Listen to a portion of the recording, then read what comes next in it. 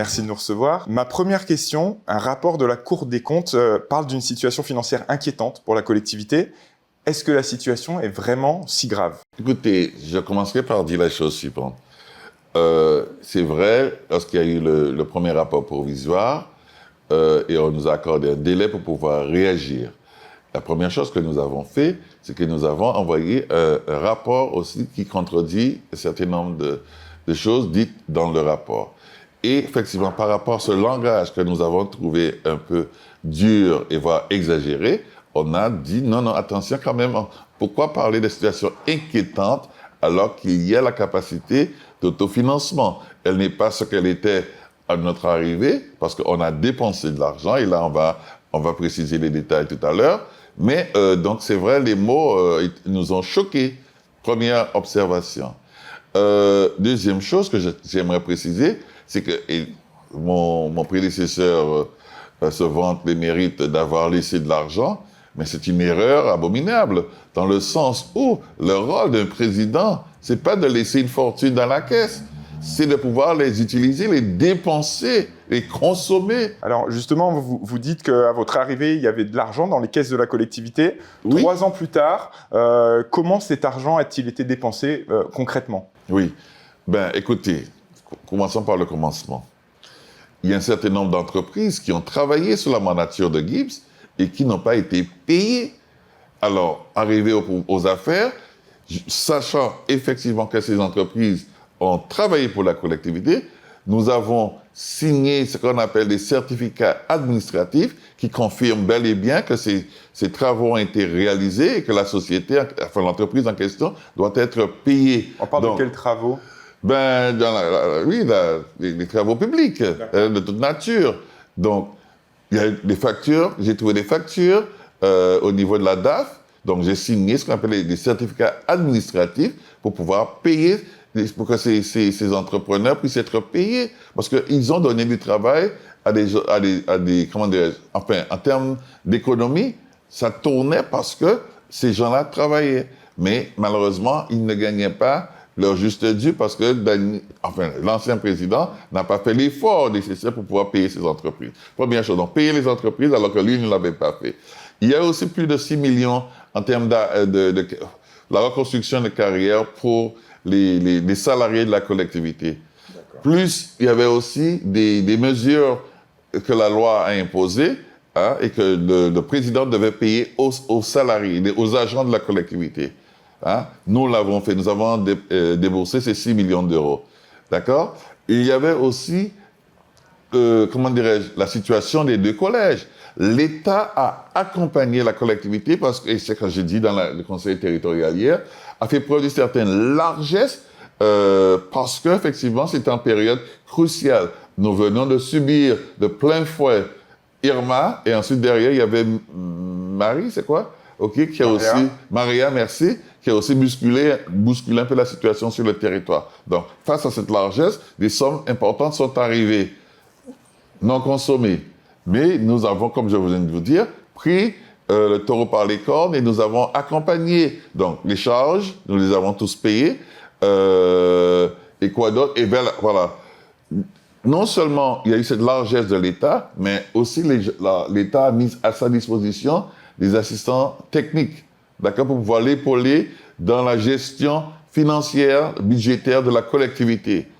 Donc, il avait les moyens pour pouvoir réussir sa mandature en termes de bonne gestion des crédits, des aides de l'État. Ce n'était pas le cas parce qu'à un moment donné, et je me rappelle bien, c'était le préfet Gustin en charge de la reconstruction après Irma qui est venu à Saint-Martin en préfecture à Marigot annoncer le dégagement d'office d'une belle somme qui aujourd'hui est une honte pour la collectivité de Saint-Martin. Parce que si mon prédécesseur avait fait comme nous, collectivité, aussitôt arrivé, j'ai embauché, on me reproche d'avoir embauché trop de monde. Justement, mais il fallait, la prochaine question, mais il fallait en catégorie A embaucher des ingénieurs, créer une ingénierie locale, au sein de la collectivité. Aujourd'hui, et non seulement ces embauches. Mais justement, pouvoir conduire un certain nombre d'opérations sur place, sans faire appel encore à d'autres AMO. Nous avons non seulement embauché, créé notre propre ingénierie,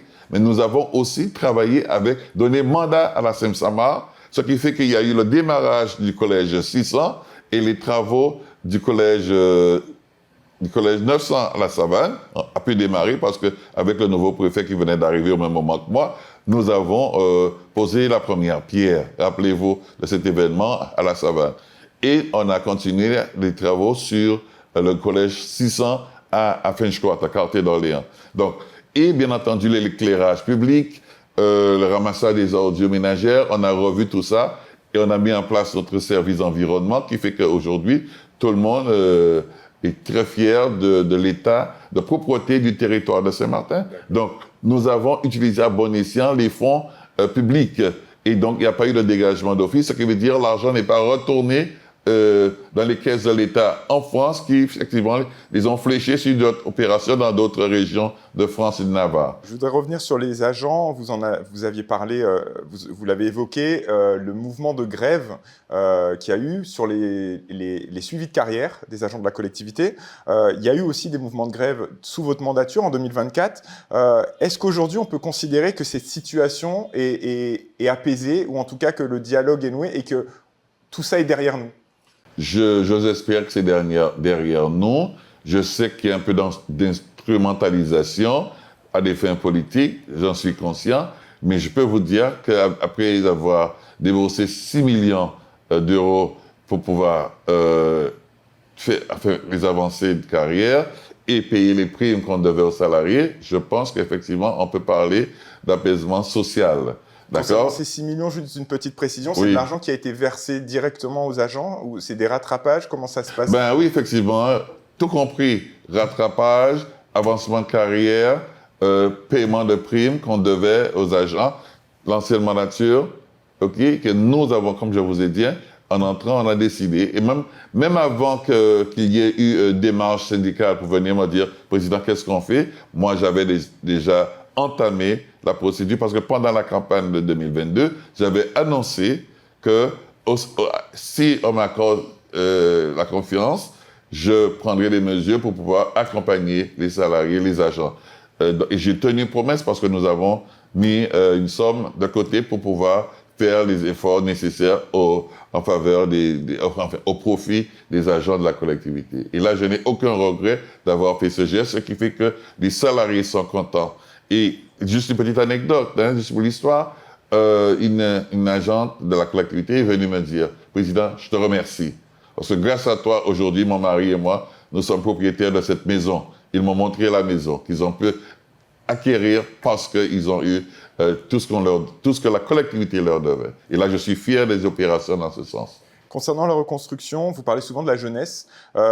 Aujourd'hui, sur les grands projets qui sont entendus, on va parler par exemple de la MJC, de la médiathèque ou des stades sportifs. Aujourd'hui, sur quel projet vous pouvez vous engager fin 2025, des projets qui sortiront de terre pour la jeunesse sur ces trois principaux? Vous reconnaissez quand même que contrairement à ce qui a été annoncé en conseil territorial hier, on a quand même de la marge de manœuvre budgétaire pour pouvoir réaliser des opérations. C'est vrai que ce n'est pas toutes les opérations souhaitées ou inscrites dans notre feuille de route. Mais la MJC de Saint-Nigan, donc sur nos fonds propres, sur les aides de l'État, donc CCT, et un emprunt bancaire, un prêt bancaire, nous allons pouvoir réaliser la MJC de Saint-Nigan. Hier, il y a cela 2 jours, on a arrêté l'architecte, qui a fait une présentation de 3 projets différents pour le stade Telbert-Cartier à French Quarter, quartier d'Orléans, et on a retenu un architecte, au niveau de la commission d'appel d'offres, et ce projet a été retenu, donc on sait maintenant qu'on a un projet en vue et qui, je l'espère, avoir fait au moins une partie de la réalisation des gradins, clôtures Le problème de ce stade, pour qu'on comprenne bien, c'est les gradins. Aujourd'hui, aucun stade, on a un stade qui n'est pas aux normes, mais qui a des gradins, à Marigot, et on a un stade à Quartier d'Orléans qui est aux normes, mais qui n'a pas de gradins. Ben voilà, donc la deuxième phase. Donc maintenant que c'est fait, chose faite, on va entamer la deuxième phase très très prochainement parce que on attendait ce document qui a été approuvé, le concours des architectes. Maintenant, ces choses faites, on va travailler avec ce projet. Et donc, fin 2025, quel projet aujourd'hui on pourra inaugurer Non, pas fin 25. Pas fin 2025. Non, ça c'est trop, vous êtes trop ambitieux. C'est pas possible. Parce qu'en fait, il y a des process qu'il faut engager maintenant. D'accord? Mais je peux vous garantir, fin 26, début 27, il y aura au moins 3 ou 4 réalisations. La maison des associations de Grand Case, la MJC de Sunnyground, la médiathèque de Concordia, les 2 collèges, OK, seront terminés. D'ailleurs, on prévoit la rentrée collège 900 si tout se passe bien, compte tenu des aléas climatiques, on pourra avoir le collège 900 pour la rentrée de septembre, octobre, novembre au plus tard. D'accord? Compte tenu de la réalisation des travaux. Voilà. De cette année. D'accord? Mais les autres, c'est entre 25, 26, voire début 27. Un autre point qui a soulevé beaucoup d'interrogations lors du CT, c'est le rachat du terrain Beauperthuis. Aujourd'hui, vous comptez racheter pour le terrain à hauteur d'à peu près 30 millions d'euros. 38, pour être plus précis, 38 millions. 38 millions. Est-ce qu'aujourd'hui, on peut concilier cet investissement avec les préconisations qui sont faites dans le rapport de la Cour des comptes? Non, dans le sens où ce n'est pas encore pris en compte, on n'a pas encore acheté quoi que ce soit.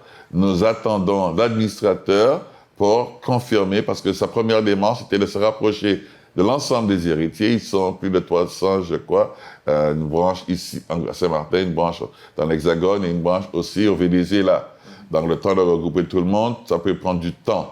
Donc, on attend, nous sommes prêts, nous sommes en phase avec nos banques pour nous prêter cet argent pour pouvoir, à hauteur de 18 millions, OK, sur 60 ans.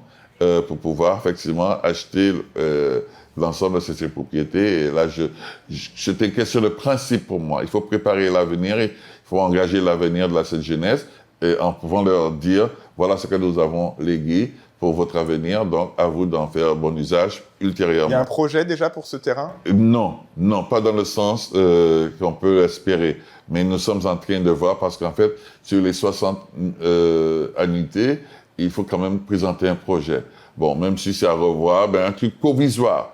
Et moi, je ne veux pas tout investir sur l'ensemble de ce foncier. Je veux quand même laisser ça de côté, en réserve, et que c'est la jeunesse de demain qui décidera à quelle fin l'utiliser. Voilà ma stratégie, parce que pour moi, dans 10-15 ans, la jeunesse, jeune adulte, d'ici 15 ans, doit être en mesure de dire, voilà, comment on peut utiliser ce foncier, voilà l'usage qu'on pourra en faire. On aura l'occasion de revenir sur ce sujet dans d'autres interviews. Oui. J'aimerais maintenant parler des commerçants de Marigot. La semaine dernière, donc ils ont fait une marche dans Marigot pour dénoncer, alors je les cite, un manque d'action sur la sécurité et une dégradation des conditions économiques du centre-ville.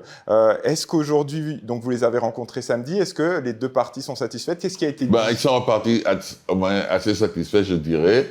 Parce que quand même, la volonté de la collectivité a toujours été la suivante: accompagner, aider, soutenir l'économie locale, la marina en question, et dans le sens où nous avons entamé les travaux. N'oubliez pas qu'on a nettoyé le lagon. N'oubliez pas et qu'on a ramassé tous les déchets. N'oubliez pas aussi qu'on a reconstruit le deck. Pour la circulation. Aujourd'hui, c'est surtout sécurité, on l'a compris. Donc en mesure de sécurité, c'est vrai, ils ont parlé de l'éclairage public. En ce moment même, GTLEC est en train d'enfouir le réseau. Et très prochainement, vous allez voir les mâts installés et il y aura de l'éclairage dans la zone entre le pont et effectivement la rue Kennedy. C'est Kennedy? Oui. Oui, voilà. Donc, ça sera bien éclairé très prochainement. Bon, en attendant, on me dit qu'il y a un problème de lampadaire. Notre technicien, M. Carty, devait s'atteler à la tâche, faire les réparations nécessaires et en accord, effectivement, avec le président de l'Association des commerçants de Marigot. Donc, ce que je veux dire, et d'ailleurs, je le dis comme je le pense, cette marche n'était pas nécessaire parce que c'est un dossier que nous avons pris à bras-le-corps. Rappelez-vous, j'ai organisé avec les footballeurs de Grand Case, les vétérans, une marche silencieuse à Grand Case pour dénoncer la violence, le taux de criminalité qui est en croissance ces derniers temps. Mais il est dû à quoi? Parce qu'une marche, je peux comprendre, mais aujourd'hui, ces marches, quel est l'objectif de cette marche? La marche que vous avez faite? C'est déjà prendre conscience qu'effectivement, qu'il y a un effort à faire, un effort citoyen pour faire reculer les incivilités sur le territoire. Et ça passe par quoi? Des actions citoyennes, sensibilisation auprès des parents pour qu'ils puissent quand même mieux maîtriser la situation au sein du foyer, parce que c'est les gamins en délinquance qui sombrent dans toute forme d'actes délinquants, délictueux sur le territoire. Mais aussi la sensibilisation pour dire aux restaurateurs, aux commerçants dans l'ensemble qu'eux aussi ils peuvent contribuer à faire reculer les incivilités en faisant un effort pour employer un jeune. Tu embauches un jeune chez toi, c'est très dissuasif dans le sens où le petit délinquant, certainement copain avec celui qui est embauché, se dit, mais attends, il nous verra, il saura que c'est non, donc on ne peut pas aller dans ce magasin, dans ce restaurant. Donc ça aide aussi. Donc j'ai rappelé ça aussi, mais aussi des actions que nous allons mener au niveau de l'éclairage public, que nous allons renforcer. 4 millions sont inscrits sur le budget, rien à voir avec ce que nous avons investi l'année dernière. Deuxièmement, la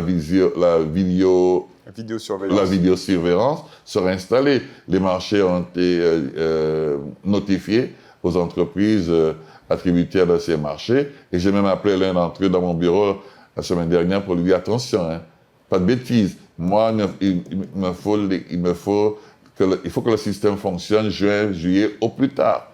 D'accord? Donc il a compris. Il m'a dit, Président, je te promets que je ferai de mon mieux pour pouvoir installer les caméras partout, enfin en fonction des indications prévues dans le cahier des charges. Nous recevons le ministre des Outre-mer ce week-end. Quelles sont vos attentes? Écoutez, il y a un dossier prioritaire, c'est Air Antilles. C'est vrai que ça fait couler beaucoup d'encre. On entend des choses, des rumeurs, des informations qui sont vraies, mais d'autres, c'est la rumeur et la manipulation politique.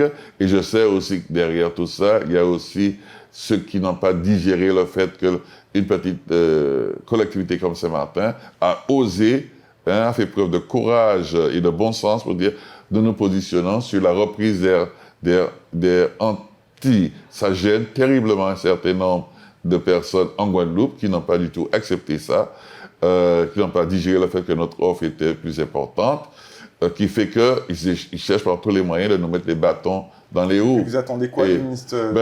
Qu'il nous accompagne jusqu'au bout. Écoutez, déjà, qu'il maintienne notre licence. Ça, c'est très important. C'est capital. S'il n'y en a pas, parce qu'on entend dire, c'est véridique, il y a une démarche pour déclasser la licence en licence permanente, la déclasser en licence temporaire. Ça, c'est inacceptable parce que ça décrédibilise toutes les opérations futures. Donc, nous sommes en train de discuter avec les repreneurs, les gens sérieux, les gens déterminés, et qui ont les moyens, qui ont accepté le principe de nous accompagner. Donc, je ne veux pas que ce déclassement vienne perturber les échanges qui sont en cours avec ces investisseurs potentiels. Donc, déjà ça, et effectivement, donc garantir la stabilité passe par effectivement le maintien de la licence permanente. Donc, je compte sur le gouvernement et aussi travailler sur ce qu'on appelle les accords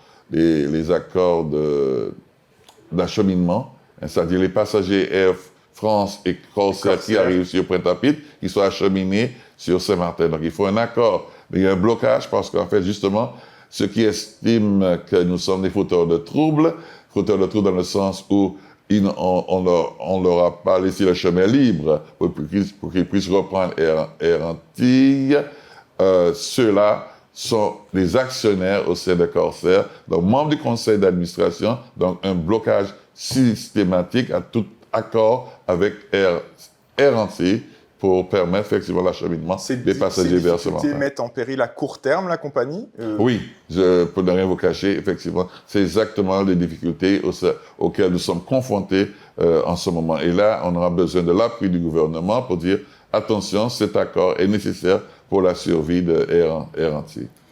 Pour clôturer cet entretien, je vais en profiter. Mais bien entendu, il y a aussi d'autres sujets. Il y a d'autres sujets, on reviendra après sa visite. Sur ce conseil territorial, on a bien compris, en fait, il était assez houleux, ce conseil territorial. Aujourd'hui, est-ce que 3 ans après votre élection, petit bilan à mi-mandat, est-ce que vous avez l'impression d'avoir répondu aux attentes de la population? Oui, il reste des choses à faire. Je ne suis pas celui qui a des prétentions dans le sens où je vais m'asseoir devant vous et vous dire tout est parfait. Donc, il y a de la place pour rendre plus perfectif, améliorer les choses, d'accord? Mais les efforts consentis jusqu'à ce jour, je suis en mesure de dire que oui, je suis assez satisfait des résultats. On continuera à faire preuve d'énergie, faire preuve d'innovation, et justement assurer une meilleure gestion du budget de la collectivité de Saint-Martin. C'est capital pour notre crédibilité, mais aussi pour une gestion efficace, transparente des fonds publics, des deniers publics. Et là, je m'y engage. Merci beaucoup, Monsieur le Président. Et je vous en prie.